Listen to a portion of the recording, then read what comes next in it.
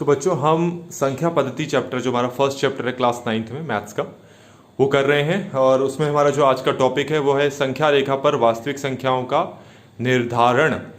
क्या होती है संख्या रेखा? संख्या रेखा एक ऐसी रेखा होती है जिसपे परिमेय संख्याएं और अपरिमेय संख्याएं दोनों को हम निर्धारित कर सकते हैं, दोनों को दिखा सकते हैं।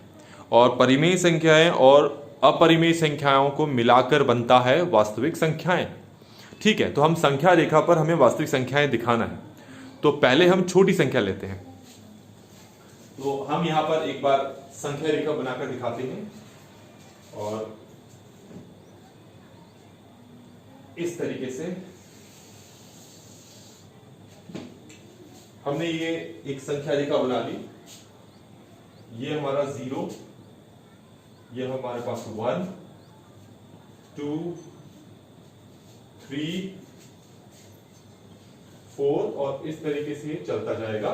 हमने इतना ही बनाया है। तो 4, 5, 6, 7, 8, 9 वो चलता जाता है और इस तरफ आपका होता है -1, -2, -3, -4। ठीक है, तो ये हो गई संख्या रेखा। आपने स्केल में भी इन चीजों को देखा है, 0 से आगे बढ़ते हुए आपने स्केल में भी देखा है। अब आपको पता है कि 0 से 1 के बीच में कितने विभाजन होते हैं? 10। 1 से 2 के बीच में कितने विभाजन होते हैं? 10। 2 से 3 के बीच में भी कितने विभाजन होते हैं? 10। और 3 से 4 के बीच में भी कितने विभाजन होते हैं? 10।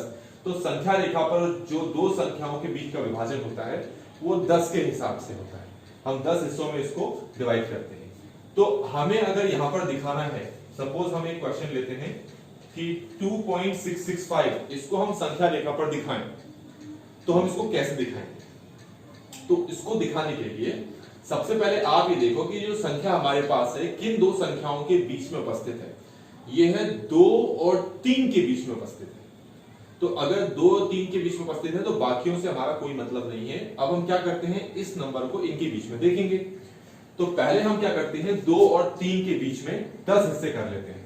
तो हमने कर लिया 1, 2, 3, 4, 5, 6, 7, 8, 9 और ये 10 हो जाएगा। तो हो गए 10 पार्ट्स हो गए, 1, 2, 3, 4, 5, 6, 7, 8, 9, 10। तो 10 में 10 हिस्से कर दिए और हर एक हिस्से की लेंथ आप देख सकते हैं। ये अगर 2 है तो ये क्योंकि 2 से 3 में 10 1/10वां पार्ट है तो इसको हम कहेंगे 2.1। ये वाला हिस्सा क्या हो जाएगा? 2.2। फिर उसके बाद क्या होगा हिस्सा? 2.3। फिर ये वाला मार्क होगा 2.4, 2.5, 2.6, 2.7, 2.8, 2.9, फिर 3 आता है। ठीक हो गया? तो हमारे पास जो नंबर है वो है 2.665। तो पहले आप दशमलव के बाद पहली संख्या देखिए क्या है, बाकी दो संख्याओं को छोड़ दें।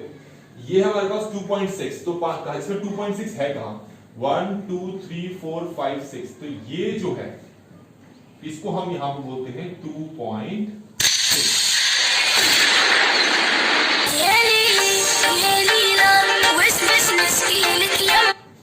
तो ये हमारे पास 2.6 हो गया। ठीक है, तो इसके बाद ये जो है ये क्या है? 2.7। 2.7 है ये। तो आपका मेन जो काम है वो इन्हीं दोनों से है, 2.6 और 2.7 से। क्यों इन दोनों से काम है? पहले तो हमने क्या किया, हमने ये ढूंढा कि हमारे पास जो ये 2.665 वो किसके बीच में आता है? 2 और 3 के बीच में आता है, हमने देख लिया। ठीक है, दशमलव के बाद हमारे पास पहली संख्या क्या है? 6 है। तो दशमलव के बाद 6, 2 दशमलव के बाद 6 है, इसका मतलब 2.6 हमने ढूंढना है, 2.6 हमने ढूंढ लिया। अब हमें ये देखना है इसके बाद की संख्या क्या है? 6। अब 5 छोड़ दो, हमारे पास आ गया 2.66 है ना। तो अब इसको ढूंढेंगे।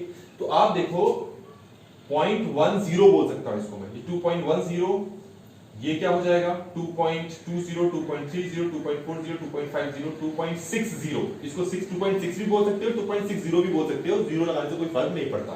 तो ये क्या हो जाएगा हमारे पास? 2.70। और ये क्या हमारे पास? 2.66। तो 2.60 और 2.70 के बीच में ये आएगा 2.66। तो इसका मतलब क्या करेंगे, अब हम इन दोनों के बीच में भी 10 डिवीजन करेंगे। लेकिन यहां पर अगर हम 10 डिवीजन करेंगे तो बिल्कुल छोटे छोटे होंगे। तो हम क्या करते हैं, इसकी एक मैग्नीफाइड इमेज यहां पर बनाते हैं। मैग्नीफाइड इमेज कैसे बनाएंगे? मैग्नीफाइड इमेज हम इसी चीज को फिर से बनाते हैं, इस स्केल को हम फिर से बनाते हैं यहां पर, और ये हमने बना दिया स्केल फिर से। और क्योंकि हमें सिर्फ 2.60 और 2.70 की जरूरत है, तो हमने 2.6 को यहां पर दिखा देते हैं और 2.7 को यहां पर दिखा देते हैं। तो इसको हमने कहा 2.60 या 2.6 बोल सकते हो, इसको आप क्या बोलोगे 2.7 या 2.70। अब इसके भी हम 10 पार्ट्स करेंगे, तो 10 पार्ट्स कर देते हैं इसके, 1 2 3 4 5 6 7 8 9 और ये 10 पार्ट हो गया। इसको अगर मैं 2.60 बोलूं तो हो जाएगा 2.61 2.62 2.63 2.64 2.65 2.66। तो ये जो है ये हमारे पास है 2.66 और ये क्या है हमारे पास 2.67, ये हमारे पास है 2.67। तो अब हमें पता लग गया कि 2.66 कहां पर लाई करेगा, लेकिन हमें 2.66 नहीं दिखाना है, हमें दिखाना है 2.665। तो क्या मैं इसको बोल सकता हूं 2.660, क्या मैं इसको बोल सकता हूं 2.670? तो 660 और 670 के बीच में ही आता है 665। इसका मतलब है कि आपको फिर से इन दोनों की मैग्नीफाइड इमेज बनानी पड़ेगी। तो हम इसको फिर से बनाते हैं, एक बार और बनाकर देखते हैं इसको।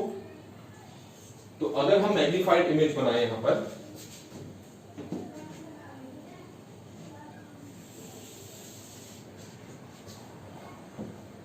तो ये हमारे पास क्या है 2.66 और ये क्या है हमारे पास 2.67।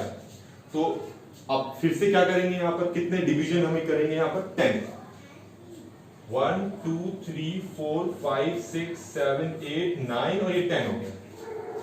ये है 2.660, ये है 2.661 2.662 2.663 2.664 और ये क्या है हमारे पास 2.665।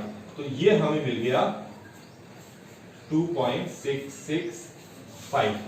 तो इस तरीके से हमने ये देखा कि संख्या रेखा पर हम दी गई वास्तविक संख्या का निर्धारण किस तरीके से करते हैं। इसके बाद एक और एग्जांपल मैं आपको इसको शो करके दिखाता हूं।